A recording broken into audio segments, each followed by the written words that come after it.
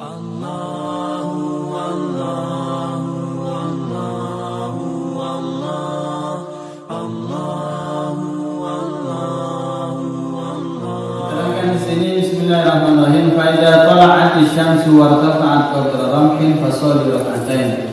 Ketika sudah matahari sudah terbit dan meninggi seukuran tombak, itu kira-kira 16 menit dari terbit matahari, maka sholatlah Anda 2 rakaat. Wadzalika inda zawali waqtil karahah bis-shalah. Itu adalah waktu yang sudah hilang dimakruhkan sholat. Jadi di waktu 24 jam ini ada 5 waktu yang dimakruhkan. Makruh ini maknanya haram. Haram kita melakukan sholat sunnah mutlak atau sholat sunnah yang mempunyai sebab mutaakhir.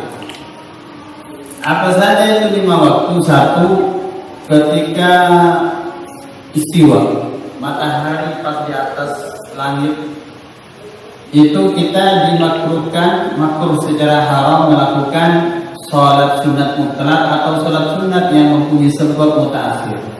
Yang kedua, ketika habis sholat asar. Ketika habis sholat asar kita diharamkan melakukan sholat sunat mutlak itu sampai mana? Terbenam matahari. Yang ketiga, setelah menguning di arah barat. Di arah barat sudah menguning, artinya menjelang maghrib, itu tidak boleh kita melakukan sholat sunnah. Yang ketiga, yang keempat, setelah sholat subuh. Setelah sholat subuh kita tidak boleh melakukan sholat sunnah mutlak.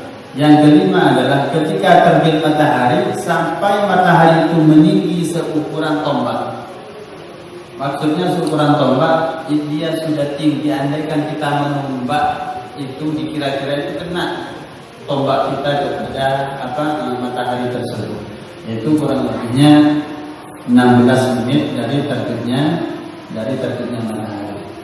Dan itulah 5 waktu itu tidak boleh kita melakukan sholat sunnah mutlak atau sholat sunnah yang sebabnya mutaakhir. Namun selain sholat sunnah tersebut seperti qadha ya, kita subuh tidak bangun pas waktunya, pas bangun terbit matahari.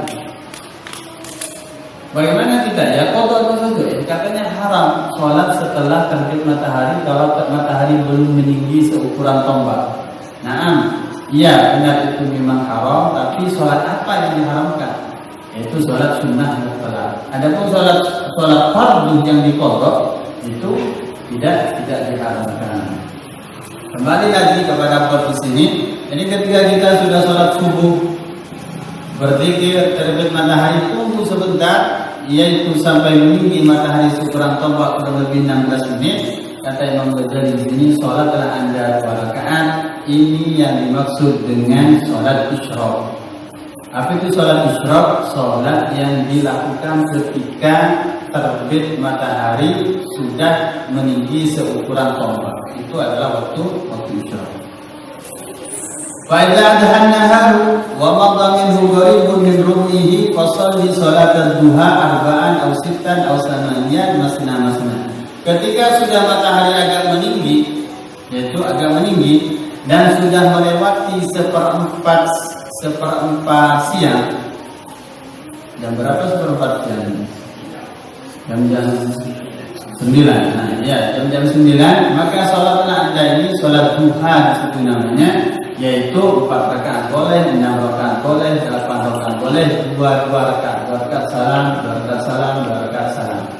Itu boleh. Jadi sebelum masalah fikihnya dulu, pertama, memang ada yang membedakan antara sholat isyraq dan sholat duha. Di antara yang membedakan itu Imam Ghazali di sini berpijak pada suatu hadis Rasulullah, kata Rasulullah, sholat Nabi sallallahu alaihi wasallam duha. Kana yusolli duha.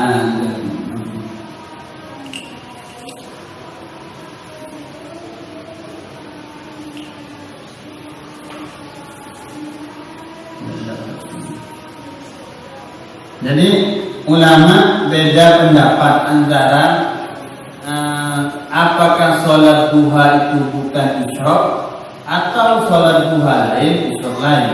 Yang membedakan di antara Imam Ghazali bahwa kata Imam Ghazali sholat isyraq itu bukan sholat duha. Tapi kalau bukan sholat isyraq itu bukan sholat duha, mulai kapan dimulai waktunya?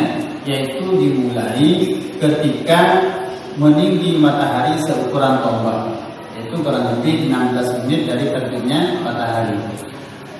Sama dengan mulanya waktu duha. Sama dengan waktu mulanya waktu duha. Jadi waktu duha, waktu isyraq sama mulainya waktunya. Tapi isyraq niatkan isyraq, duha niatkan duha. Terus sampai kapan ini isyraq itu berakhir waktunya? Berakhir waktunya ketika sudah sampai matahari itu 1/4 siang, yaitu sampai jam 9. Di situ isyraq berhenti. Tapi duha tetap berjalan sampai sebelum istiwa. Itu yang pertama. Yang kedua, bagi orang yang ikut pendapat Imam Ghazali bahwa sholat isyraq itu adalah bukan sholat duha, setelah kita sholat isyraq 2 rakaat tidak boleh berniat isyraq lagi.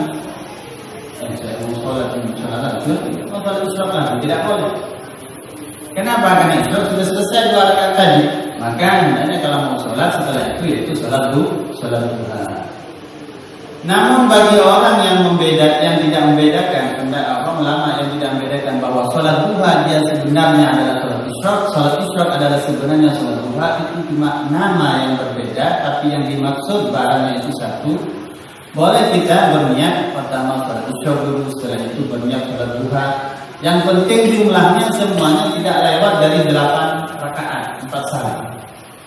Jadi niatnya 2 rakaat isyraq, niatnya lagi duha, niatnya lagi isyraq, niatnya lagi tidak apa-apa. Kenapa? Karena seperti Imam Mustadrak yang mengatakan bahwa ini barangnya satu tapi cuma namanya berbeda. Namun bagi yang mengatakan tidak, ini barangnya memang beda. Seperti Imam Ghazali mengatakan bahwa ketika orang sudah sholat isyraq 2 rakaat, tidak boleh sholat isyraq lagi. Maka dia hendaknya berniat sholat duha. Jelas ya, bahwa masuknya sholat duha dan masuknya sholat isyraq sama, berakhirnya tidak sama. Berakhirnya sampai 1/4 siang sholat isyraq, namun sholat duha berakhirnya sampai menjelang sholat zuhur. Jadi suruh sholat begitu, boleh 2 rakaat, boleh 4, boleh 6, boleh 8. Bahkan di hadis Rasulullah SAW itu bahwa katanya manusia ini wajib setiap hari ini bersedekah seukuran ruas persendian. Persendian ini kalau begitu kurang lebih 360 sendi. Jadi harus bersedekah seukuran minimal itu 380. Jadi apa sedekah? Kata Rasulullah bilang Allahu Akbar itu sedekah, subhanallah sedekah. Sembarang amal kebaikan itu sedekah. Namun kata Rasulullah, apabila seorang hamba pagi harinya sudah melakukan sholat 2 rakaat, maka itu cukup untuk membayar sedekah tersebut. Jadi kalau kita sudah mulai paginya dengan sholat 2 rakaat, maka berarti kita ini sudah bayar pajak persendian itu. Tidak usah dihitung-hitung. Subhanallah saya berapa kali sudah. Tidak usah sudah. Terpenuhi dengan 2 rakaat sholat duha tersebut. Dan banyak fadilah sholat 2 rakaat kata Rasulullah bisa menjauhkan dirinya dengan api neraka dan sebagainya. Apalagi biasanya ini diniatkan untuk menarik rezeki. Bahkan Imam Abdullah Al-Haddad mengatakan berzikir di pagi hari ini sampai terbit matahari ini bisa menjadikan sebab mendapatkan rezeki orang tersebut lebih banyak daripada dia langsung terjun ke lapangan cari rezeki. Beliau begitu, berzikir di pagi hari sampai waktu duha, kemudian sholat duha itu, dia sebab mendatangkan rezeki tersebut lebih banyak, lebih kuat daripada dia langsung terjun cari rezeki. Bagaimana? Langsung buka toko semua. Jadi pilihan saya buka toko habis sholat subuh dengan baca wirid. Kata Imam Abdullah Al-Haddad, lebih kuat sebab itu baca wirid sampai duha itu daripada langsung buka tutup. Falaisa ba'da tulu'i syamsi wa zawali ratibatun min as-salati ila hadhihi. Tidak ada antaranya terbit matahari sampai tergelincir matahari ada sholat sunnah ratibah, sholat sunnah yang disunahkan selain sholat duha ini. Jadi tidak ada sholat sunnah yang disunahkan antara terbit matahari dan sholat duhur kecuali sholat duha ini. Baik, faman fadala anha min awqatika falaka fi arba'ah. Ini intinya daripada bab yang kita baca ini. Ketika kamu, kata Imam Ghazali di sini, sudah lakukan sholat duha tersebut, ada lebih waktumu. Artinya di situ kosong, tidak ada yang darurat kita lakukan. Maka hendaknya kamu lakukan antaranya terbit matahari itu sampai dengan waktu zuhur, itu 4 perkara. Suruh pilih. Yang pertama, dan ia adalah paling afdal, antusrifahu fi talibin ilmin nafi' fi din duna hudul alladhi akabban nasu alaihi wa sallallahu ilma. Gunakan waktu antara mulai pagi sampai subuh sampai duhur itu yaitu mencari ilmu. Mencari ilmu yang bermanfaat. Tentunya ya, dulu kalau bisa yaitu mengajar. Tidak bisa mengajar ya, mencari ilmu. Ini adalah perbuatan yang paling mulia di sisi Allah Subhanahu wa taala. Yaitu apa? Mencari ilmu atau mengajarkan ilmu atau mencari ilmu yang bermanfaat. Apa itu ilmu yang bermanfaat? Wal ilmu nafi wa ma yazidu fi khawfika min Allah taala. Ilmu yang bermanfaat adalah ilmu yang menambahkan rasa takutmu kepada Allah. Nah, ini perlu kita rasa-rasa ini. Maaf.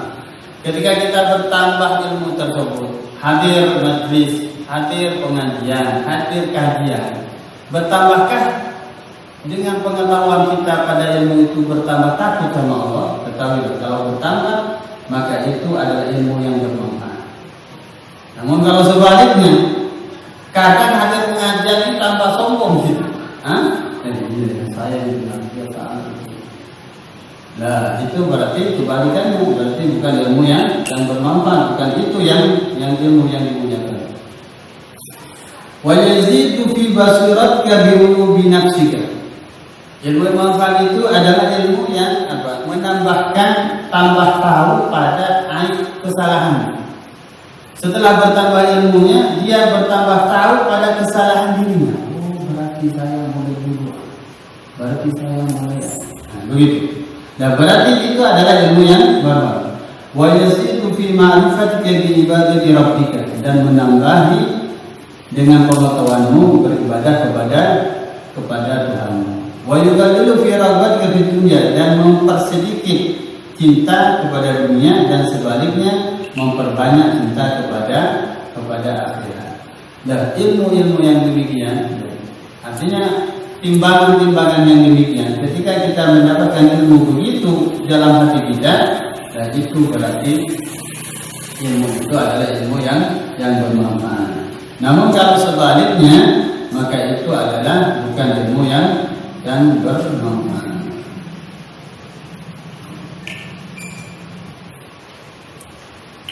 Sulit ini ya, karena yang tahu cuma kita nih ya. Biasanya kalau yang tersimpan dalam hati itu kan tidak bisa di share di Facebook, kan tidak bisa diterangkan gitu. Artinya agak sulit, agak sedikit mencari ilmu yang demikian ini, karena dia memang dari mana ya? Namun sebaliknya itu adalah ilmu yang tidak bermanfaat. Orangnya itu dinamakan, andaikan dia punya ilmunya, namanya dia adalah ulama usul. Kemarin ya pertama kita sudah dilalui di sini orang mencari ilmu. Orang mencari ilmu kan ada 3. Satu, mencari ilmu itu untuk memang bekal akhirat semata-mata. Yang kedua, mencari ilmu itu untuk keuntungan dunia. Kenapa Anda mondok? Ya, agar jadi alim, nanti saya tidak usah kerja, diundang terus kan nanti. Nah, itu kan. Tapi orang tersebut ngakui di dalam hati bahwa perasaan tujuan itu tidak bagus. Tapi karena memang sudah bagaimana ya, terus dia lakukan. Dan ini kata Imam Ghazali yang demikian itu adalah kotor, bahaya. Kenapa? Bahayanya takut dia itu adanya duluan sebelum bertaubat, maka mati dalam suul khotimah. Ya untung kalau dia bertaubat dulu kemudian meninggal. Namun yang ketiga yang paling parah ini apa? Mencari ilmu tujuannya untuk dunia dan mengaku di dalam hatinya bahwa ini punya kedudukan di mata Allah Subhanahu wa taala. Saya ini ulama, saya ini sarjana agama, ini magister agama, saya doktor agama. Begitu dalam hatinya mengaku bahwa dirinya itu mempunyai apa? Makanan insya Allah, mempunyai kedudukan tinggi di sisi Allah Subhanahu wa taala. Padahal dia mencari ilmu itu tujuannya untuk memperkaya diri, untuk ketenaran, untuk apa dan sebagainya. Ini kata Imam Ghazali yang apa? Yang bahaya orang yang demikian. Kenapa? Karena hampir kalau orang demikian tidak akan bertaubat kepada Allah Subhanahu wa taala. Lain dengan yang kedua. Yang kedua dia merasa salah, maka kemungkinan besar dia akan bertaubat. Nah, yang ketiga ini tidak ada rasa salah, malah sebaliknya. Kalau bukan saya, begitu kan di dalam hati itu. Ya, itu sangat parah. Jadi kembali lagi di sini katanya Imam Ghazali, antara waktu pagi sampai maghrib sampai zuhur, maka lakukanlah waktu itu untuk apa? Untuk mencari ilmu. Boleh kita yang mengajari ilmu, atau kalau tidak bisa kita yang mencari yang mempelajari ilmu yang bermanfaat tersebut. Tapi kalau tidak bisa itu, maka lakukanlah perbuatan yang kedua ini. Allah takdir ala tahsil ilmi nafi fid din walakin tashtagil bi wadha'if al-ibadati min al-dzikr wa tasbih wal qira'ah wa salat. Kalau tidak bisa kita gunakan untuk mencari ilmu, mungkin sudah tua, sudah tua atau bangga, maka lakukanlah dengan bermacam-macam ibadah. Dalam pagi sampai zuhur itu dengan ibadah berzikir, tasbih, baca Al-Quran, baca salawat. Rasulullah satu huruf dari Al-Quran itu adalah 10 kebaikan. Jadi 30 kebaikan. Begitu sebenarnya. Salawat kepada Rasulullah satu saja maka Allah akan membalas 10 salawat. Baca 10 maka Allah balas 100. Baca 100 Allah balas 1000. Begitu. Jadi kalau tidak bisa maka gunakan itu dengan diisi dengan ibadah. Yang ketiga, jika tidak bisa beribadah demikian tersebut, maka yang ketiga boleh kita pilih adalah antastagila bima yasilu minhul khair ilal muslimin. Kita sibukkan diri kita yang mana dengan kesibukan diri kita itu bisa mendatangkan kebaikan kepada orang muslim. Artinya kita gunakan waktu itu untuk membantu sesama. Mengajar tidak bisa, belajar juga tidak bisa, beribadah sombong tidak bisa. Maka yang ketiga yaitu kita gunakan bagaimana kita ini mencarikan sebab orang lain itu bisa terbantukan. Hanya khidmah kepada orang subhanallah, kita kalau pelajari itu sejarahnya orang-orang wali min auliyaillah, itu bukan cuma ibadah mahdoh berzikir terus sombong baca sholawat, tidak, namun ternyata itu banyak khidmahnya, banyak membantu orang. Seperti Syekh Abu Bakar bin Salim. Beliau itu masa kecilnya kan masa sudah jadi ulama. Masa-masa masih belum dikenal orang gitu. Dia berjalan dari rumahnya itu Inat ke Tarim, itu perjalanan itu kurang lebih 1 jam lebih. Tiap malam dia berjalan pergi ke negeri Tarim tersebut, yang mana negeri Tarim terkenal dengan banyak masjid tersebut. Jadi tengah malam nyampe di Tarim tersebut apa? Dulu tidak ada sumur itu tidak ada tanimnya, tidak ada mesin. Dia timba air tersebut, dia isi hamam-hamam, dinding-dinding kamar mandi kecil di setiap masjid tersebut. Full sudah pindah ke masjid satunya. Full sudah pernah masjid. Malah kalau ada waktu lebih, bukan cuma jeding masjid tersebut, jedingnya orang yang dekat dengan masjid. Beliau lakukan tiap malam demikian. Sehingga dikatakan kalau musim dingin itu kalau misalnya itu sampai pecah-pecah kaki itu ketika ditumit, kalau berjalan keluar darah. Sehingga orang kalau mau pergi ke kebun pasti di atas lereng gunung tersebut ada bekas darah tersebut. Tahu Abu Bakar misalnya berarti sudah lewat ini darah-darah jalan. Sampai ditahu yang itunya. Jadi tiap malam walaupun waktu dingin beliau ini tetap melakukan khidmah yang semacam tersebut.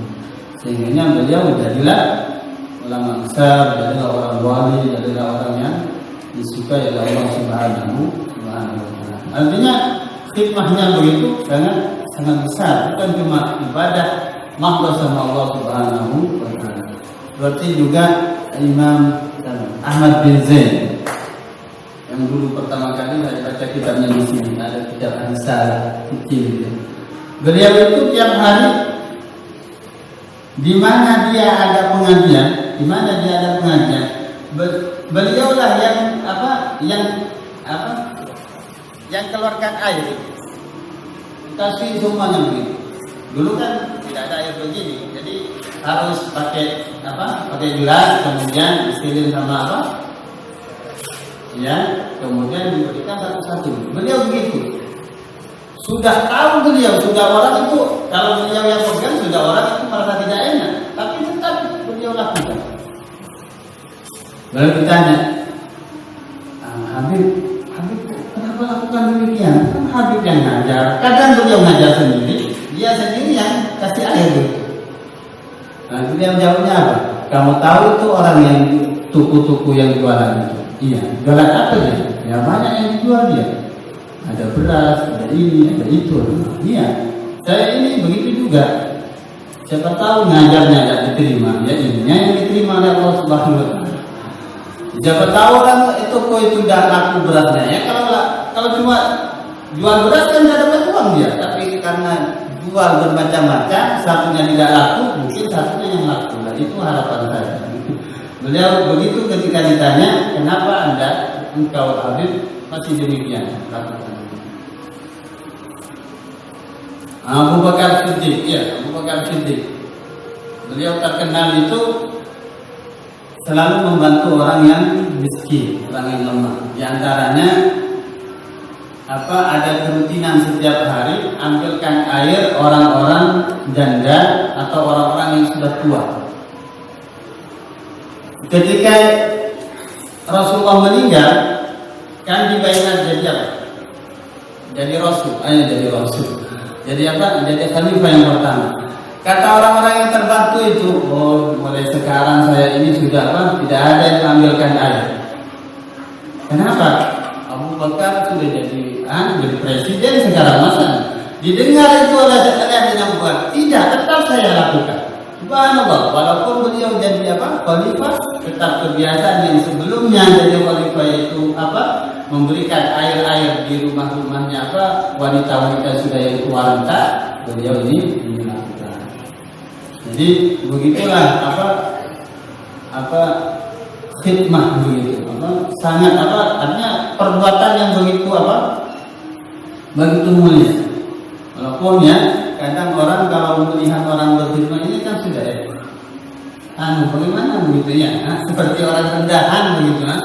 Memang tidak bisa orang melakukan khidmah itu kecuali hatinya memang bersih begitu. Kalau ada kesombongan nggak bisa gitu. Kalau ada rasa kesombongan di dalam hati atau apa gitu bisa.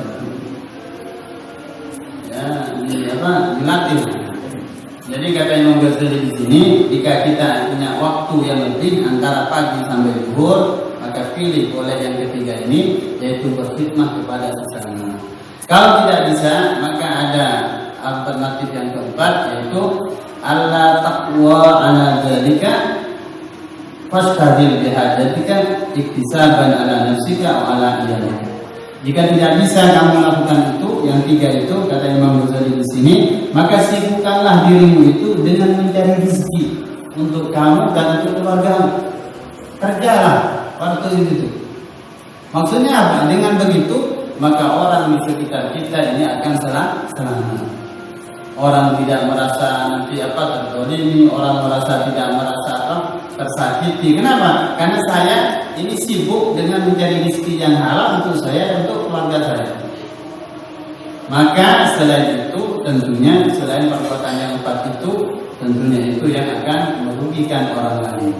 Sudah tidak sibukkan diri ini dengan belajar ilmu agama, tidak beribadah, tidak berkhidmat sama orang lain, tidak sibukkan dirinya dengan kebaikan diri sendiri, tentunya dia akan Yang kelima ini, tentunya dia akan berbuat mencuri sama orang, mendolimi sama orang, dan begitu.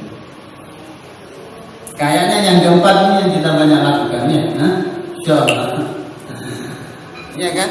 Kalau mencari ilmu kayaknya sudah tidak tahu kalau masih muda-muda ini mungkin. Terus berpikir juga mungkin berapa ibadahnya kita, setengah jam mungkin sudah capek kan begitu. Tapi yang banyak ini berkhidmat begitu juga banyak ini. Tapi kata Imam Ghazali tidak apa-apa. Sebab dengan kita menyibukkan diri kita dengan mencari rezeki yang halal, berarti orang di sekitar kita ini sudah aman dari kita. Itulah orang Muslim. Apa kata Rasulullah, orang Muslim orang yang di sekitarnya merasa aman dengan adanya kita. Dengan misalnya kita, dengan tangannya kita merasa aman. Maka minimal kita harus begitu. Diamalkanlah walaupun ya dicampur-campur ya. Gak ada ilmunya cuma nonton Facebook yang ada ilmu, terus ada khidmatnya juga bantu orang, terus nanti ya kita cari rezeki begitu. Sehingganya waktu antara pagi dan siang itu tidak kita gunakan untuk sesuatu yang mendatangkan murkanya Allah Subhanahu wa Ta'ala.